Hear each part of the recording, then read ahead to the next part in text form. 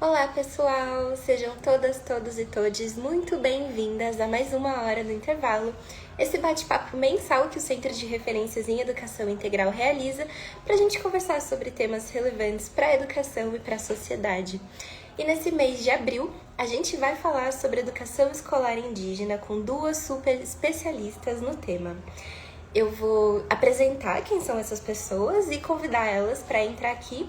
Enquanto isso, vão preparando as perguntas que vocês querem fazer e manda aqui no chat que a gente vai responder. Deixa eu convidar o pessoal aqui.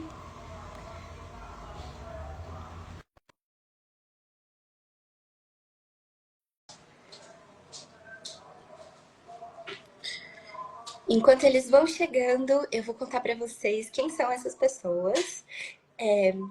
A gente vai receber hoje Alva Rosa Lana Vieira. Ela é membro do Fórum Nacional de Educação Escolar Indígena e presidente do Fórum Estadual de Educação Escolar Indígena do Amazonas. Ela é doutora em Educação pela Universidade Federal do Amazonas, mestre em Gestão e Avaliação da Educação Pública pela Universidade Federal de Juiz de Fora.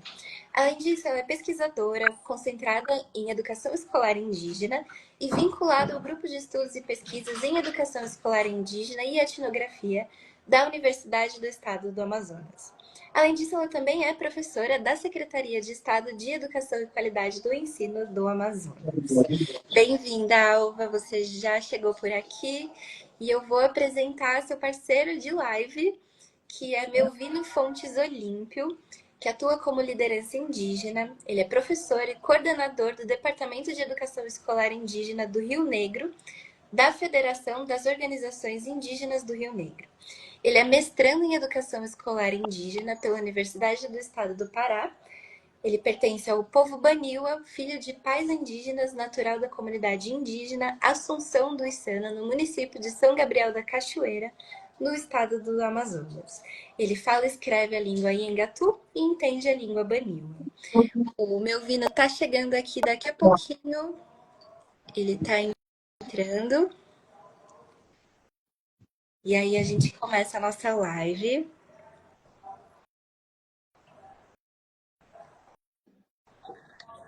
Oi, Melvino, boa tarde. Boa tarde, tudo bem, Ingrid? Tudo bem? Oi, professor Alvo. E você, então, tudo certo? Então, tá bom. Bom, para começar a nossa, eu queria a gente fazer uma audiodescrição para acessibilidade, antes da gente começar as falas, né? Então, eu vou começar me apresentando.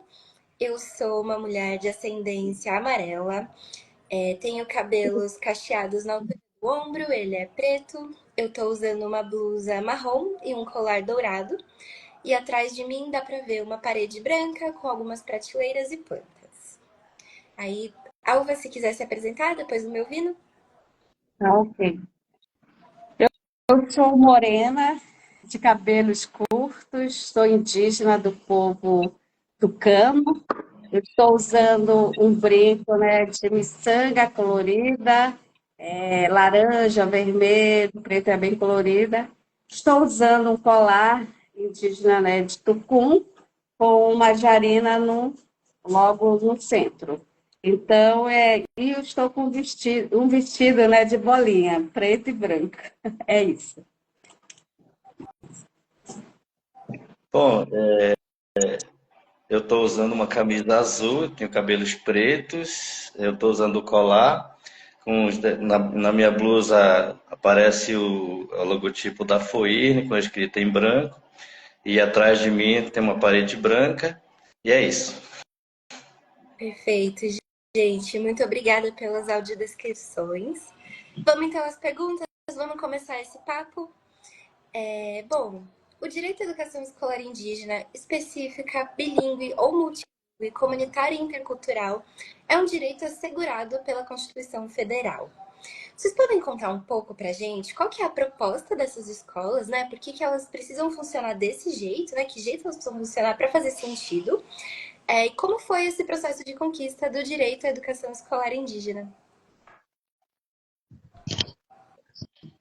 Então, Eu posso iniciar, depois o Belvino pode completar, tá bom, Belvino? Então, assim, dentro da sociedade brasileira, antes da Constituição de 1988, o povo indígena ele era considerado assim como sem identidade, né? Isso é bem claro. Então, a luta do movimento indígena lá atrás, e nem era um movimento ainda, como diz o parente lá falando, né? Eles nem sabiam o que estavam fazendo, mas já estavam se reunindo e tudo mais. Quando, em 1988, eles conseguem na Constituição Federal a conquista da identidade, né, no artigo 231 e no artigo 232. Nessa conquista da identidade também, nós conseguimos, inclusive, né, ter a educação escolar indígena, específica, multilingüe, né, de acordo com a realidade de cada povo. Porque, então, antes da Constituição de 1988, a própria antiga FUNAI, eu posso dizer isso, né, eles não trabalhavam, né, para que os povos indígenas tinham sua cultura, eles trabalhavam assim para integrar praticamente os povos indígenas na sociedade nacional, né? Então, nesse sentido, foi até uma conquista a partir de 1981. E a partir disso começam toda a conquista, o debate, né, de como que os povos indígenas queriam, né, que realmente funcionasse a escola. Então, nós podemos dizer assim, né, que antes a escola ela foi assim um instrumento de desvalorização, né, da nossa cultura mesmo, que ela não tinha essa uma importância, mas também hoje, depois de 1988, usando mesmo o instrumento da escola, ela é um instrumento hoje de fortalecimento, de valorização. Olha só, então nós temos a escola, né, como instrumento em dois momentos. Antes ela escondia, né, não reconhecia, mas hoje, pelo mesmo instrumento, né, da escola, a gente acaba que fortalece toda a cultura indígena. Então, isso só após 1988. E com isso, né, tem toda uma política que foi construída, foi debatida no âmbito do Ministério da Educação. Em 1991 sai a política de educação, né, para o Ministério da Educação, então começam a ser debatida como é que poderia funcionar a educação escolar nos estados, nos municípios. Então, um pouquinho que eu quero assim falar, né, logo do início, tá certo? Então, dentro dessa perspectiva, né, da educação escolar indígena, aqui na região do Rio Negro, nós passamos por aproximadamente 5 fases, né, para a gente poder chegar nessa estrutura que a gente tem atualmente, né? Primeiro, que a educação primeiro passo, né, que a educação dentro da que a gente chama o tempo da maloca, né, onde a população indígena crescia comunitariamente, né? Onde se repassava toda essa parte do conhecimento da ancestralidade, cultura, língua. Todo o processo de educação indígena passava-se dentro dessas casas de saber que nós conhecemos atualmente.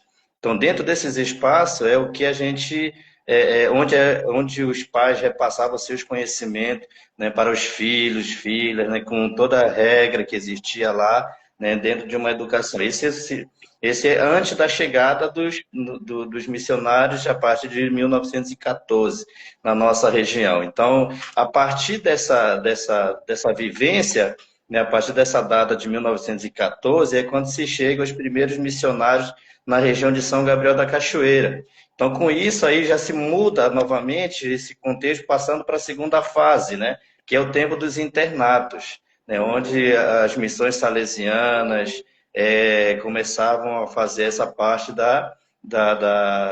de educação e, ao mesmo tempo, também coincidiu que as nossas perdas identitárias, culturais, línguas, também passaram, né, por essa fase muito difícil. Então, essa segunda fase que acontece lá em meados, quando se chegou em São Gabriel da Cachoeira, Taracoá, Barcelos, Santa Isabel, Iauaretê, Paricachoeira, e por último Assunção dos Santos em 1953. Então aí a gente passou por todo esse processo, né, do tempo do tempo dos internatos. durante todo esse período, o movimento indígena ela já trabalhava, como diz a professora Alva, mesmo não sabendo, mas já se trabalhava toda essa parte de educação escolar indígena dentro dos seus territórios. Então, passando por essa fase do tempo dos internados, a gente passa com já praticamente quando se implementa a Secretaria Municipal de Educação no município de São Gabriel da Cachoeira, quando o professor Gerson Banil assume a secretaria, por exemplo, já começa a mudar essa configuração dos internados para novo tempo, que a gente chama de tempo das escolas rurais. Então, esse processo também, né, se caracterizou muito aqui fortemente na região, né, quando se inicia a questão aí da construção de escolinhas, né, bem pequenininhas mesmo, uma salinha bem pequenininha, bem precária mesmo, e até hoje ainda existem alguns prédios que não foram reformados desde então na nossa região. Então aí tem todo esse processo de mudança novamente aí dentro da nossa história, né, com uma linha do tempo que se utiliza até nos dias atuais. O que acontece? A partir dessas escolas rurais, né, que se inicia com a implantação da Secretaria Municipal de Educação, o professor Gessen inicia uma nova fase que é justamente para fazer o tempo das escolas indígenas.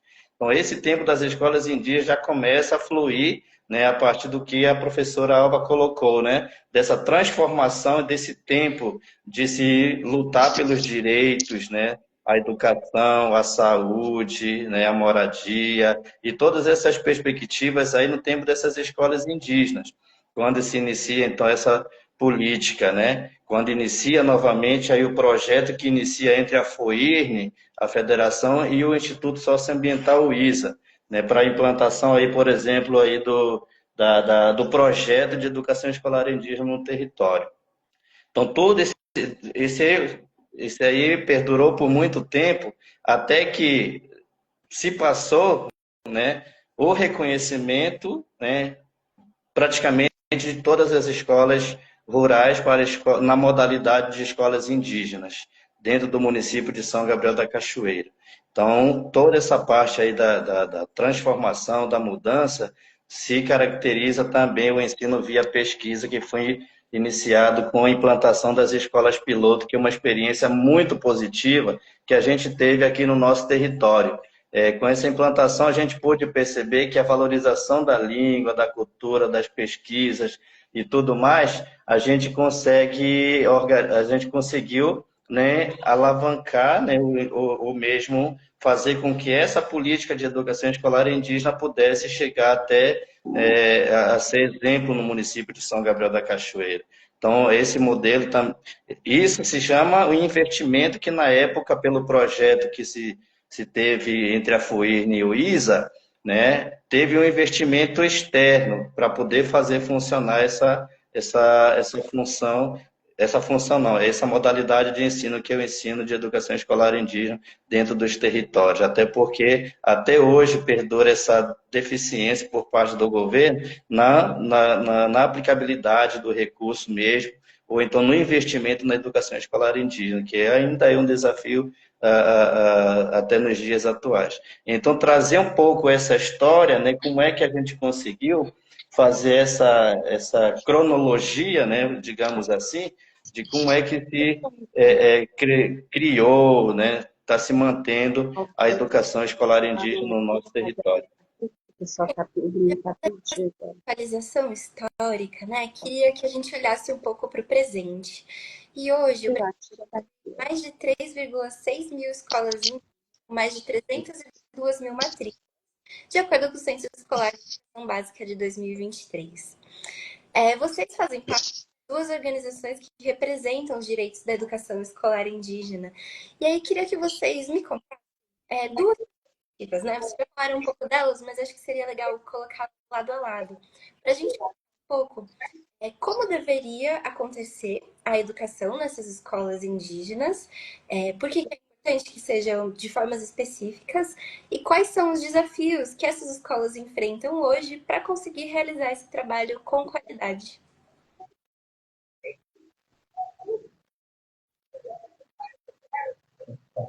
Quem que é primeiro? Passo para o meu filho aí, tá bom, meu filho? Pois eu estou tentando colocar o link que o pessoal está pedindo. Ah, tá. Aí eu É, estou bom, tentando. entendi.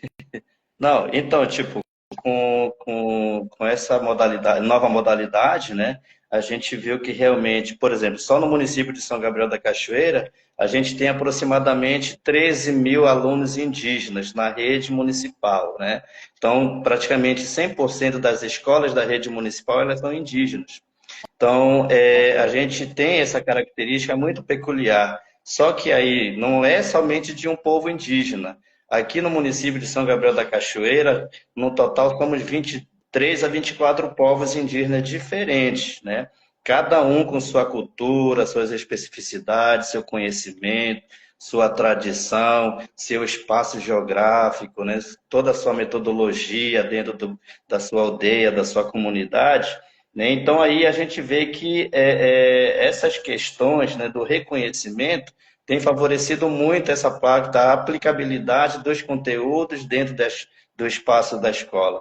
O grande problema é a falta de reconhecimento mesmo desse modelo de ensino, né, por parte dos nossos governantes, né, que dentro das suas escolas, né, elas já fazem essa diferença, né, esse ensino, né, dentro das suas próprias escolas, porque uma experiência vivenciada, eu já cheguei a vivenciar isso, por exemplo, dentro do ensino médio indígena, por exemplo. Né, a gente tem, no primeiro ano, o aluno consegue fazer um mapeamento, pesquisar sua vida, sua cultura, sua linhagem, né, fazer uma mini biografia ou então mesmo o seu memorial, né, para poder conhecer onde é que ele se encaixa, qual é o clã, né? Qual é o seu povo, qual é a sua origem. Isso no ensino médio indígena, né? Pelo menos na escola da onde eu nasci, me criei, né? Fiz um pouco parte disso aí também. E isso é no primeiro ano. No segundo ano, por exemplo, ele já começa a procurar caminho, qual linha que ele vai ter que aprofundar a sua pesquisa. Então, no segundo ano, ele vai procurar saber em que linha que ele vai seguir, né, quando se fala das pesquisas. Porque quando chega no terceiro ano, ele começa a desenvolver esse projeto, né, ele começa a pesquisar, né, e esse documento, esse mini TCC que a gente chama na escola, ele é um dos requisitos para poder fazer e formar em seu nível médio. Né? E então aí ele já a educação escolar indígena ela prepara então desde o ensino básico, né, para a vida acadêmica no nível do superior, né, nível superior. Então ele tem possibilidade de pelo menos aprender alguma coisa do básico para chegar no ensino superior, por exemplo, não ter muita dificuldade quando se fala de pesquisa, né, a questão da ABNT, então, todas essas informações elas já pega um pouco no ensino médio.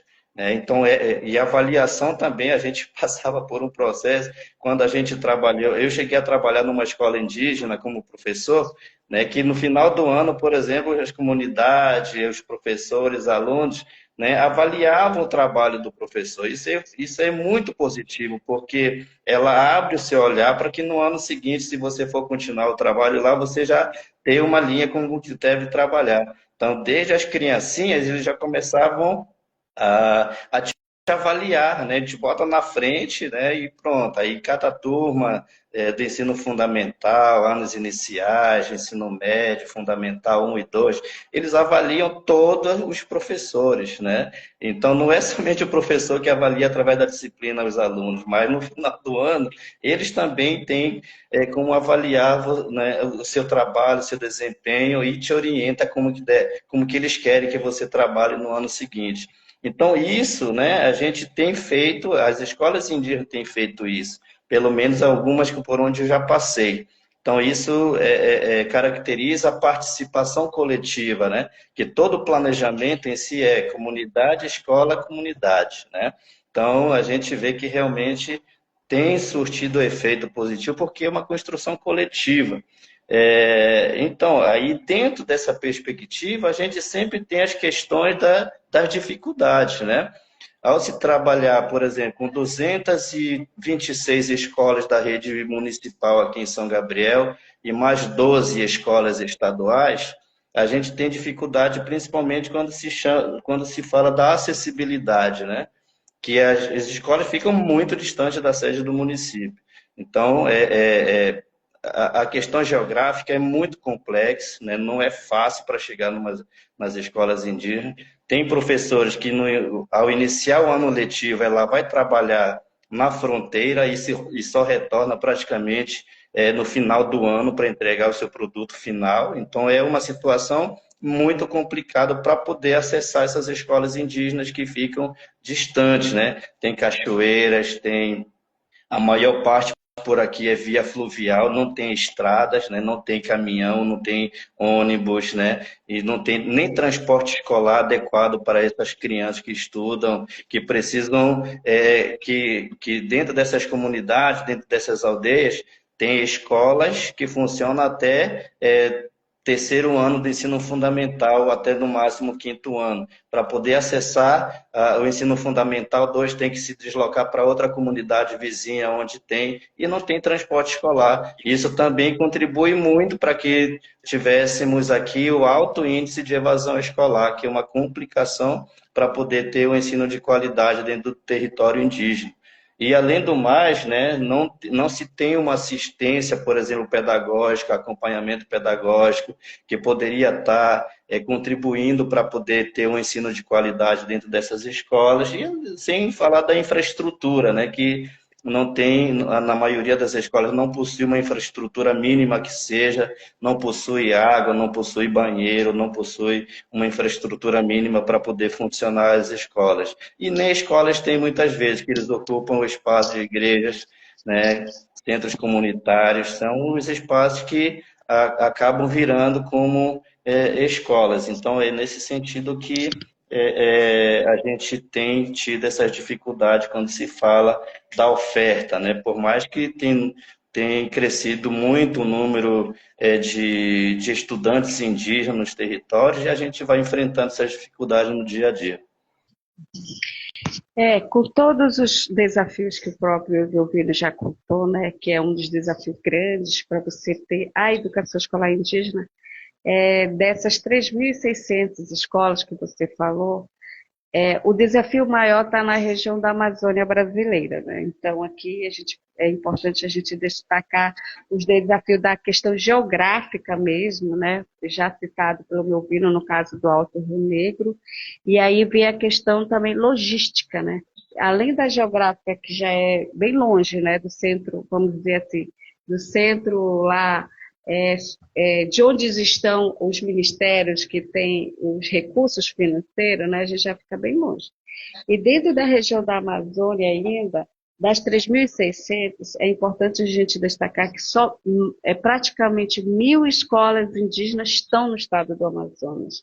Dessas 1.000 escolas aproximadas aqui do estado do Amazonas, né, mais 200 escolas, como o próprio Delvino citou, está no Alto Rio Negro. Então, hoje, com essa grande,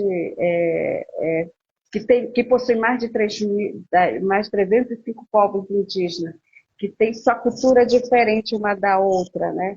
Então, ainda desafio grande na gestão da educação escolar indígena, por exemplo, quando você, né, tem que trabalhar a parte do currículo na escola. Então, ainda é um desafio grande nesse momento atual. Nós tivemos muitas conquistas, mesmo quando o Estado reconhece, né, a escola, quando o Estado diz que tem que ter o professor indígena e tudo mais, mas nós estamos num momento ainda de grande desafio, quando o próprio Estado, né, que é o sistema, não reconhece essas diversidades na parte pedagógica, como o próprio, né, o Delvino citou já bem antes.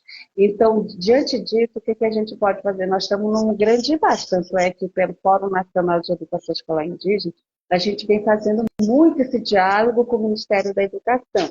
E agora, no acampamento Terra Livre, o próprio Ministério da Educação reconheceu e vai estar, né, apresentando nos próximos dias, nos próximos meses, né, ela deu assim até agora em maio, para apresentar uma política nacional de educação escolar indígena, justamente por conta dessa diversidade, porque não tem como a gente falar da educação escolar indígena do Amazonas, né, assim como da educação escolar indígena, vamos dizer, no Mato Grosso. São um estado que tem uma população grande, mas a cultura é completamente diferente, onde são dois estados que têm a língua viva, né, a cultura muito forte ainda, mas são diferentes. Então, são esses desafios que na própria gestão, ainda ela se torna um grande desafio mesmo de gestar, como posso dizer. E aqui no estado do Amazonas, eu quero, né, ressaltar, a gente está numa discussão justamente por conta disso, né? Nós temos grandes desafios, como das logísticas, da parte pedagógica, administrativa, que o próprio Estado não está conseguindo ainda resolver. A hiperface aqui, nós não temos escolas indígenas, nós não temos um currículo diferenciado de fato, né? Conforme a legislação fala. Então, a gente está nessa discussão nesse momento. Em janeiro, por exemplo, nós tivemos uma discussão de como que nós queremos a educação escolar indígena aqui no estado do Amazonas. Então, o próprio Ministério da Educação, a própria Secretaria Estadual de Educação do Amazonas falou, então nos mostre como é que vocês querem. Então a gente está nesse exercício agora, né, de discutir como é que nós queremos. Então nós estamos nesse processo. Se vai dar certo, ninguém sabe, mas nós estamos tentando.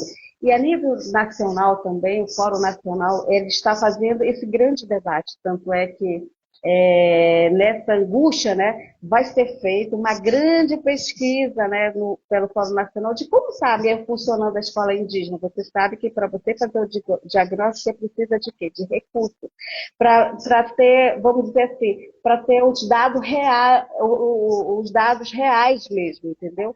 Então, eles estão nós estamos nesse momento de discussão, inclusive, a gente vai tentar para fechar, né, para ver esse diagnóstico a nível nacional. E isso para nós também, que somos da Amazônia brasileira, vai nos ajudar, porque a gente vai ter o raio-x real, né, de como está a nossa educação escolar indígena de fato. Nós sabemos que não está bem, nós sabemos que nós temos um grande desafio, nós já sabemos que o Estado não está correspondendo, mas a gente está nessa luta, né? Então não é fácil. E tudo isso que o próprio Bovino falou em São Gabriel da Cachoeira, né? Eu aprendi muito porque eu estive lá também. Então essa experiência no Alto Rio Negro, em São Gabriel da Cachoeira, trabalhar com o professor Jeffrey Bonino lá atrás, lá em 1996, né, 97, para mim foi uma grande experiência que eu trago, né, para o Estado, assim, nessa luta grande, e assim também a gente acaba lutando a nível nacional. Então, esse desafio da escola indígena ainda, ela é muito forte, tá bom? Mas a gente não, assim, a gente tem muitas conquistas, né? Então, assim, como o próprio... eu vou deixar aqui São Gabriel da Cachoeira. São Gabriel da Cachoeira é o município que tem um sistema de educação escolar indígena aprovada na Câmara Municipal. Eles têm professores indígenas, tiveram concurso público, né? Mas continua o desafio, entendeu? Então, ela continua o desafio do currículo, né? Do próprio reconhecimento do currículo, entendeu?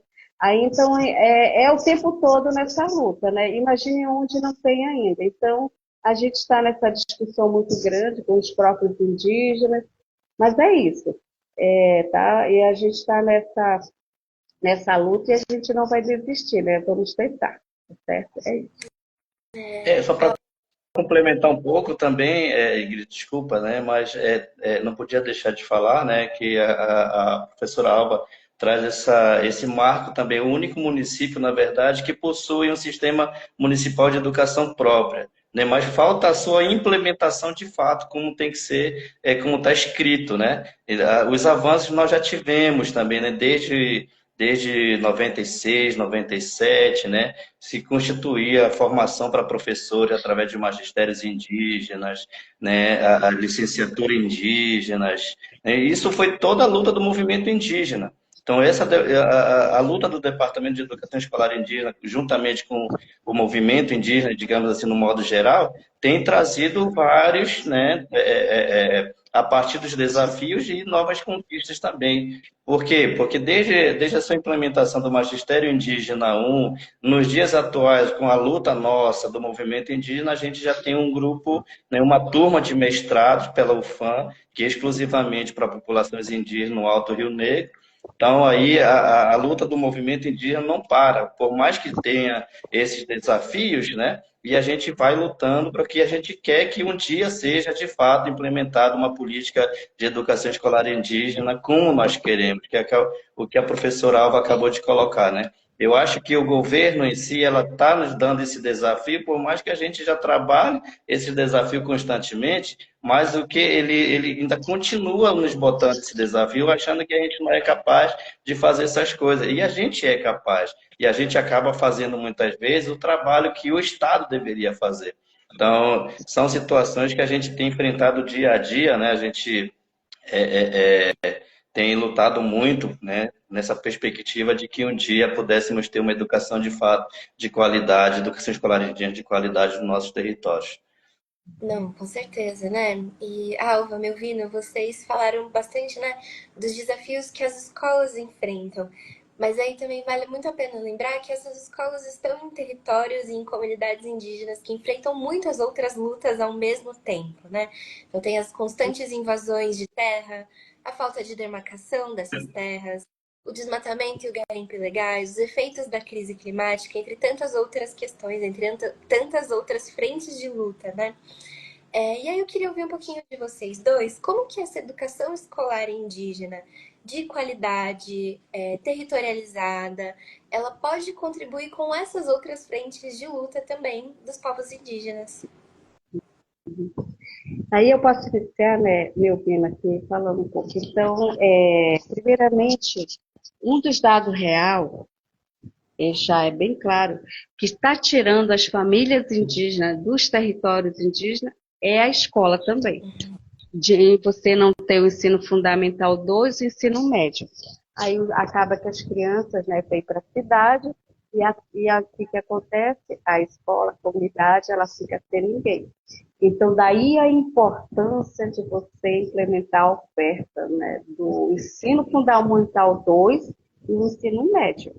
Isso, nós temos falado bastante isso. Por quê? Isso não é uma fala, é um dado real que a gente está apresentando aqui. Inclusive, o censo do IBGE populacional está mostrando. E aí o que acaba que você fala? Mas qual é o indicador disso, né? E um deles é justamente a escola. Então, com isso, o que acontece? A terra fica vulnerável, né? Tem indígenas lá no território, porque, imagine, né? Você vai deixar seu filho sozinho para a cidade? Não vai. Então, a família sai e aí o território fica sozinho e ele fica vulnerável, ok? Ao madeireiro, ao garimpeiro, porque não tem mais ninguém lá. Então, nesse sentido que a gente tem falado bastante, o que é importante também nesse momento, está priorizando também a educação lá no território, porque de uma forma ou de outra, uma terra indígena, uma comunidade, né, habitada, ela está protegida também, entendeu? Mas é um dos fatores, eu posso dizer isso, né? E com isso também, você levar essa temática para dentro da escola. Inclusive, agora no Encontro Estadual de Educação Escolar Indígena, que nós tivemos em janeiro, aqui no Amazonas, né, em Manaus, o próprio Melvino foi uma das pessoas que falou, né, que precisa trabalhar o tema, né, da educação climática nas escolas, e é verdade, inclusive, o Ministério da Educação estava presente, deram maior força, né? E a própria secretária Zara, junto com a professora Kátia, lá do SEB, da Secretaria de Educação Básica, gostaram muito da proposta e reafirmaram que ia ter recurso para isso. Porque não é fácil também você trabalhar sem uma orientação. Você precisa fazer uma formação para que os professores também possam trabalhar dentro da sala de aula. E foi uma das propostas muito boas. Inclusive, eu quero aqui ressaltar, né, a proposta do Leovino lá no evento, e enquanto o MEC, né, eles realmente gostaram da proposta e vão estar, inclusive, discutindo nos próximos dias que foi apresentado no acampamento Terra Livre sobre isso. Então, viram a importância, né, de estar discutindo esse tema dentro da sala de aula também. Então, com isso, a gente também vem ganhando essa força, essa visibilidade, né, que você discutir toda essa crise, eu posso dizer, humanitária, que a gente vem falando, porque a crise climática é dos homens, né? É o homem que não está conseguindo cuidar da sua terra. Então, o que que acaba? Ela tem que estar junto nessa discussão também com a escola, né? Com a educação. Você não pode deixar de lado, porque na hora que você for trabalhar, você for discutir o que que acontece, você tem que estar fazendo uma formação, não? Então, nesse sentido que a gente vem reafirmar mais uma vez, né, que a educação ela está assim, lado a lado nesse tema.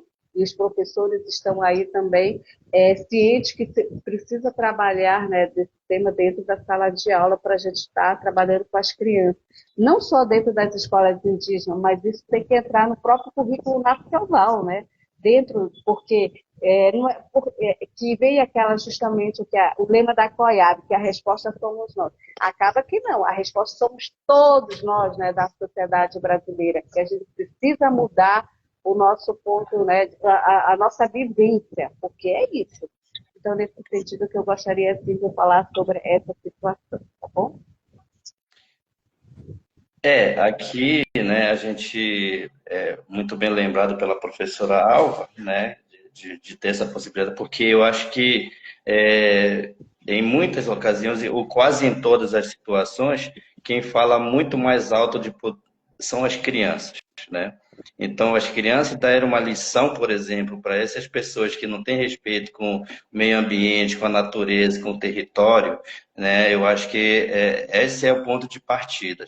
Por que que a gente precisa trabalhar essa parte, né, de investimento mesmo dentro da escola para se trabalhar a questão do meio ambiente? Isso é fundamental. Por que é que o governo, por exemplo, não cria bolsas de iniciação científica para essas crianças poderem, de alguma forma, trabalhar dentro do espaço escolar e mostrar a realidade, como é que se vivencia, como é que a gente tem que ter respeito com a natureza? E a gente vê realmente que essa parte da demarcação a gente já sofreu aqui no território Rio Negro, antes da demarcação. A gente tinha muita invasão de garimpeiros, de madeireiros, inclusive teve muitas brigas, muitas guerras mesmo contra ele. O que os nossos parentes estão passando na atualidade, nos outros territórios no Brasil, a gente já passou, né, épocas atrás. Né? A gente só conseguiu fazer isso através da demarcação de terras indígenas, onde já se tem esse respaldo para poder acessar, mas mesmo assim ainda tem, né, essas invasões, inclusive com o tráfico de drogas que está muito forte no nosso território também, que é um dos problemas também que a gente tem enfrentado muito, né, nessa região. Quando se fala da questão do meio ambiente, das mudanças climáticas, o movimento indígena, inclusive a FUIRN, inicia um projeto muito bacana que é dos AIMAs, né? Os AIMAs são pesquisadores que trabalham na perspectiva de dar um olhar, né, para mudanças climáticas. São pesquisadores, mas a gente precisa ter esse modelo dentro do espaço escolar. Eles são pesquisadores independentes, recebem uma bolsa bem pequenininha, que essas pessoas, no meu ponto de vista, falta o reconhecimento de fato como pesquisador, como monitor, né? Então, eles têm essa capacidade de trabalhar, né? Por que é que a gente não consegue trabalhar dentro do espaço escolar esse modelo de trabalho? É um desafio que a gente tem que trabalhar, e isso aí também fortalece inclusive para a questão mesmo de defesa do nosso território, respeito pelo meio ambiente, né? E a gente tem tido esse trabalho junto com o movimento indígena. Então, eu vejo uma alternativa justamente que a professora Alba acabou de falar, trabalhar essa parte dos conteúdos dentro do espaço escolar. Não tem outra alternativa a não ser trabalhar dentro do espaço, porque a educação é tudo, gente. Então, a gente precisa trabalhar essa parte fortemente, né? Ter mais bolsa de iniciação científica, PIBIC Júnior, nessas escolas indígenas, né? Isso é muito importante porque ele vai fortalecer essa parte aí de modelos para combater essas mudanças climáticas. A gente fala tanto, e esse ano tem a COP30 em Belém, né? Então é o que o movimento indígena já vem trabalhando há milênios de anos, né? Esse modelo ela precisa ser visibilizada, né? Não, sem dúvidas, né? A gente tem muito a aprender com essa sabedoria ancestral milenar. desse território, né, desse país. Então, é mais do que urgente ouvir essas pessoas e, de fato, fazer, né? Bom, e aí, pensando nesse fazer, né, eu queria ouvir um pouquinho vocês sobre a publicação Diretriz de Educação Integral Antirracista para o Ensino Fundamental, que ela foi lançada em 8 de abril, e está disponível gratuitamente. Ela traz uma série de reflexões e práticas para combater o racismo na escola e garantir direitos. Dois participaram da elaboração dessa publicação, né? E aí eu queria ouvir de vocês como é que ela pode ser útil para as gestoras e para as professoras de escolas indígenas e para as redes de ensino que atendem essas escolas, né? Como é que essa publicação pode ser aproveitada para justamente garantir esses direitos que a gente conversou aqui, uma parte deles, né? Porque tem outra que depende do Estado, claro. Deixa eu iniciar, meu filho. Então, eu acho assim que foi uma iniciativa, né, praticamente do movimento social, isso, com vários.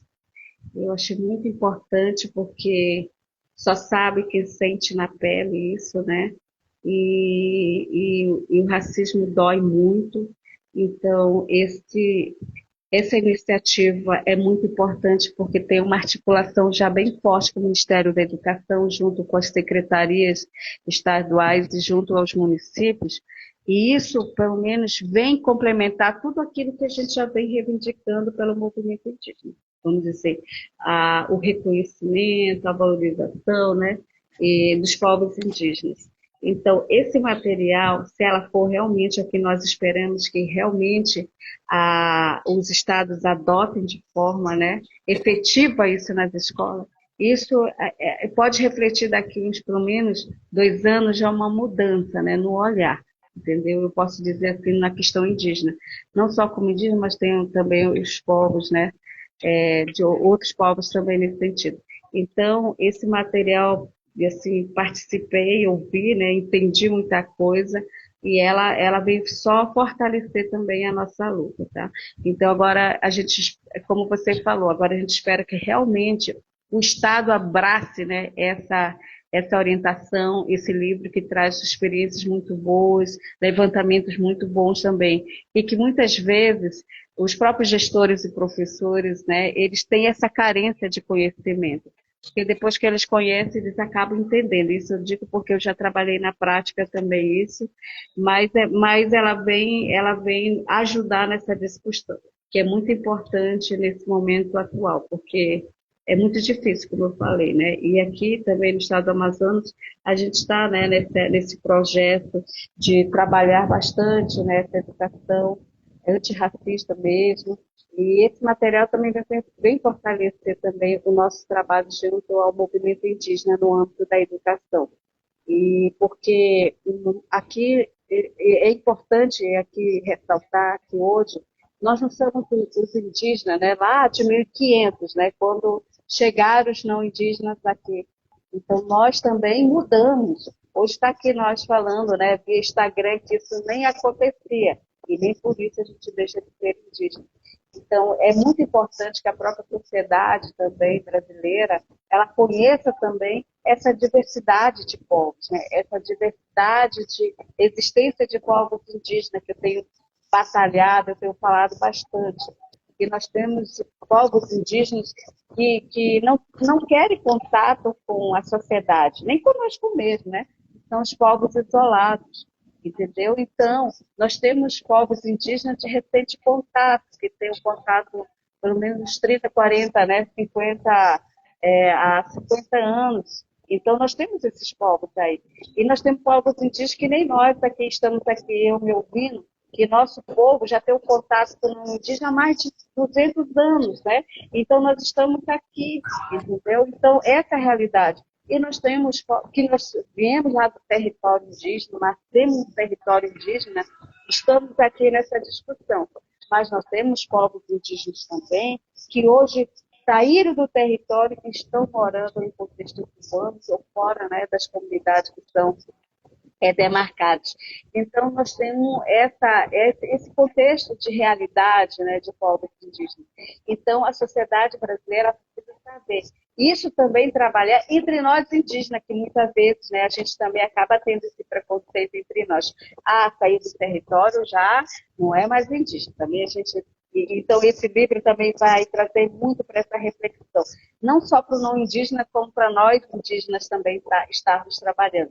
Não é porque eu saí do meu território que eu deixei de ser indígena. E assim também, né, a gente vai discutindo. Então, esse material é muito importante, né? Então a gente precisa realmente divulgar bastante, trabalhar também bastante, tá bom? E é isso que eu queria colocar relacionado a essas diretrizes, né, que são muito importantes nesse momento, elas só vêm somar com a nossa luta também dentro do movimento indígena.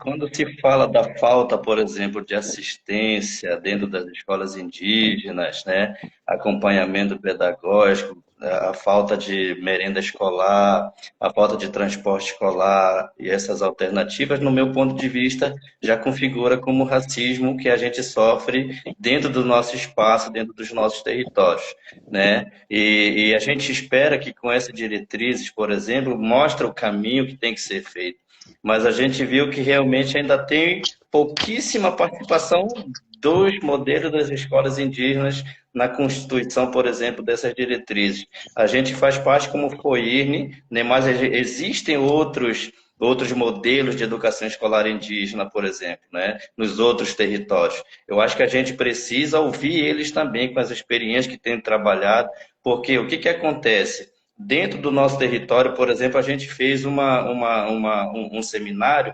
intercâmbio de boas práticas pedagógicas interculturais, né, aqui pelo Departamento de Educação Escolar Indígena. E a gente viu cada experiência riquíssima que acontece, né, dentro do espaço da escola indígena, só que muitas vezes não é reconhecido pelo Estado, como já falei, como já mencionei. Então, há essa necessidade, por exemplo, de a gente poder trabalhar essa reflexão, né, junto com os espaços. Eu acho que a diretriz, essa parceria é fundamental para a gente mostrar uma outra cara, que é possível fazer diferente. Então, nessa perspectiva que a gente vem lutando, né, existem modelos que é trabalhado dentro do seu espaço escolar projetos inovadores, projetos que já são realidade, mas que não são visíveis, né? E elas precisam dessa visibilidade para fazer essa divulgação. Então, é nesse sentido que o documento ela traz, né, riquíssimas experiências, né? E uma coisa que a gente precisa trabalhar fortemente, né, para as escolas indígenas. Porque, como eu falei, né, vou repetir de novo, né, a maioria, por exemplo, na elaboração das diretrizes, elas trazem experiências bem mais internas, no caso. Agora, nas populações indígenas, são vários povos diferentes, né, várias culturas, né, são vários segmentos também dentro do movimento, dentro dos povos indígenas. Elas também precisam ter essa visibilidade. Então, aí, para a gente mostrar, né, para a gente fortalecer, né, a nossa luta e reforçar mais uma vez aí que as diretrizes, né, o documento em si, né, vai contribuir bastante, porque, querendo ou não, a gente está em conversa, por exemplo, junto com o MEC, CECADI, são as instâncias que a gente precisa também muito, né, do apoio dessas instituições que estão presentes nesse contexto. Legal, gente. Nossa, é muito bacana ouvir vocês.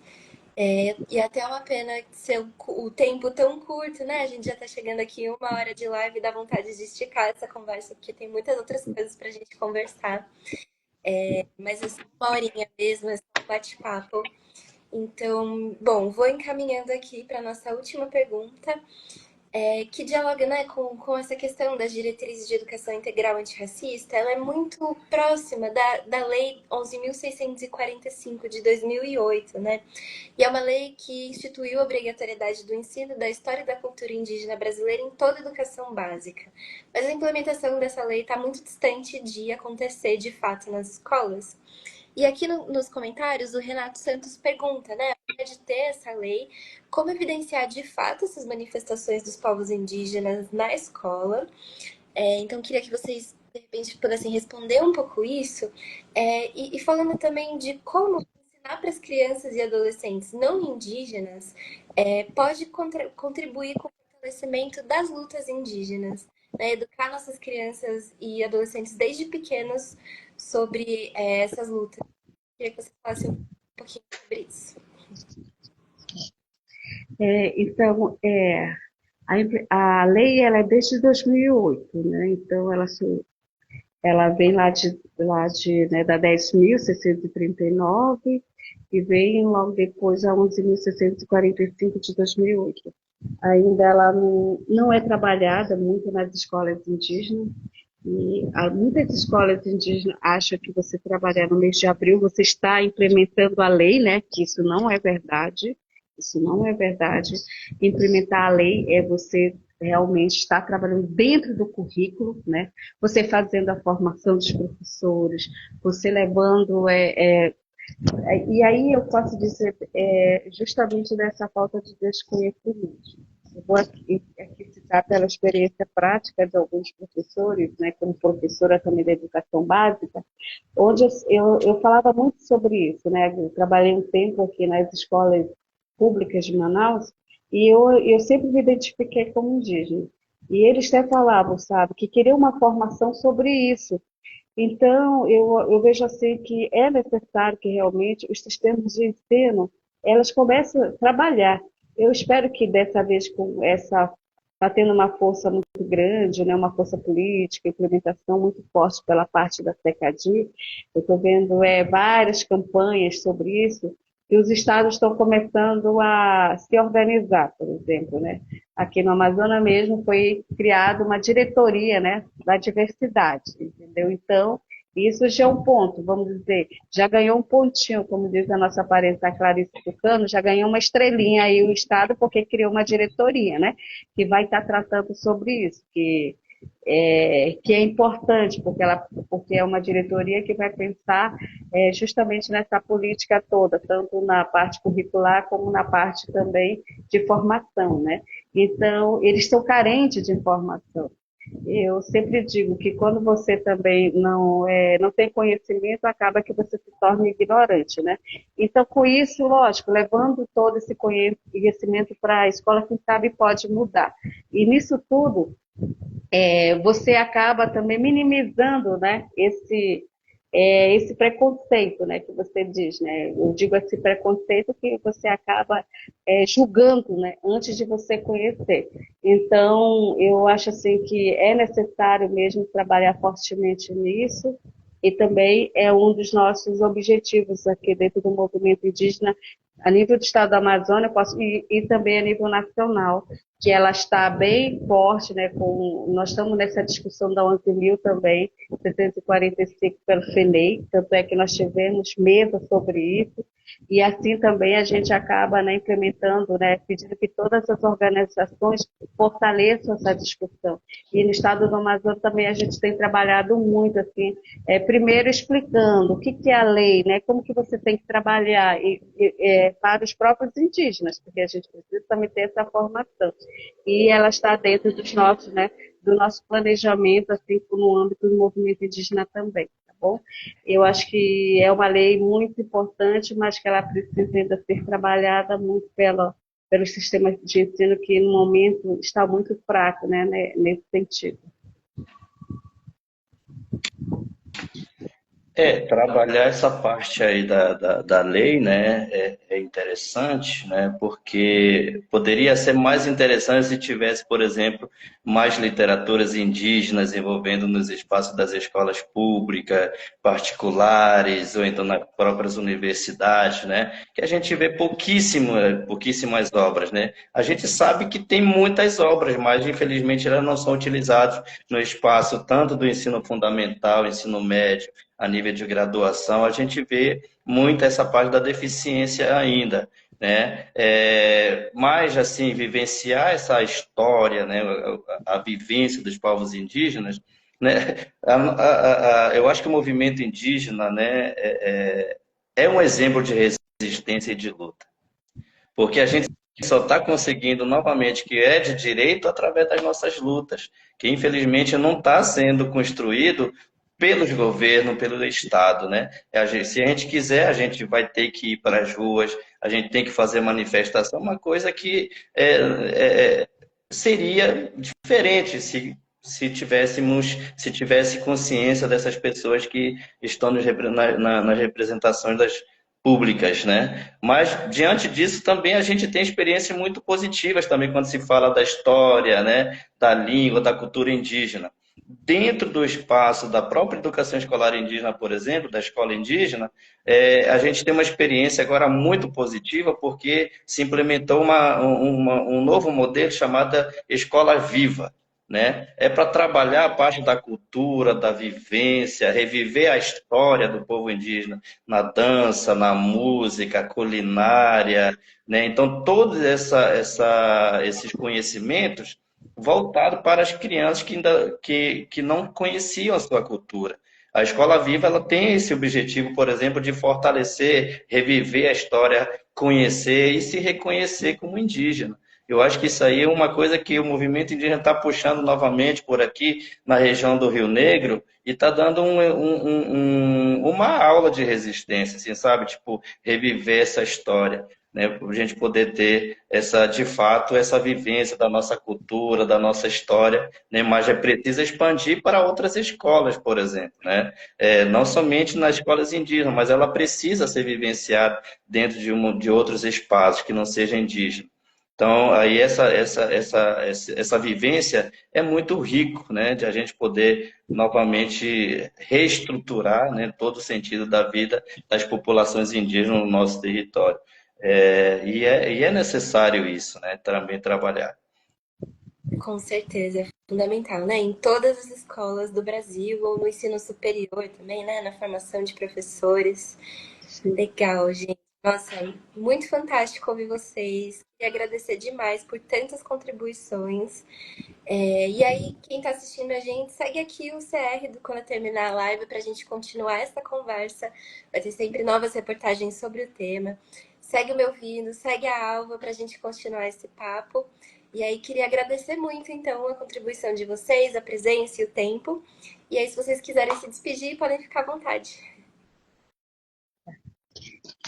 Eu quero se agradecer muito primeiro o convite. Eu sempre aceito porque a gente precisa falar pelo nosso povo indígena. Então, fico feliz que vocês estão fazendo esse momento. Isso visibiliza também o povo indígena.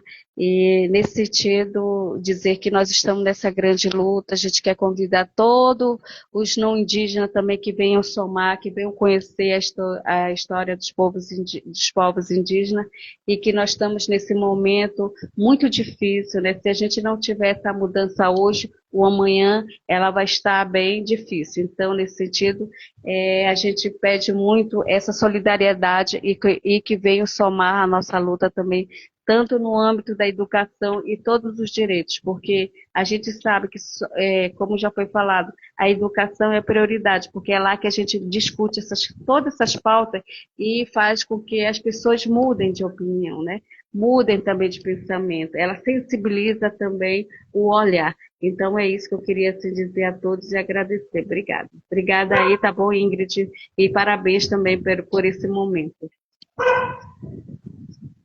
Queria agradecer também pelo espaço, né, pelo convite, de a gente poder levar um pouco da nossa experiência vivenciada no nosso território e dizer que às vezes a gente fica triste também porque na maioria, em todo o território brasileiro, só é lembrado os povos indígenas no dia 19 de abril, que poderia ser lembrado todos os dias, né, dentro do espaço da escola, vivenciar essa cultura rica nossa, né, que infelizmente só é lembrado em um dia, né? A gente fica muito triste por conta disso, mas a gente vai continuar na luta, na nossa dedicação, nas nossas manifestações, né? E a gente agradece muito mesmo o Movimento Indígena do Rio Negro, dos 23 povos indígenas aqui da região do Rio Negro, agradece muito essa oportunidade de a gente poder falar um pouquinho sobre as nossas experiências, né? A nossa cultura, né? E agradecer mesmo por esse espaço.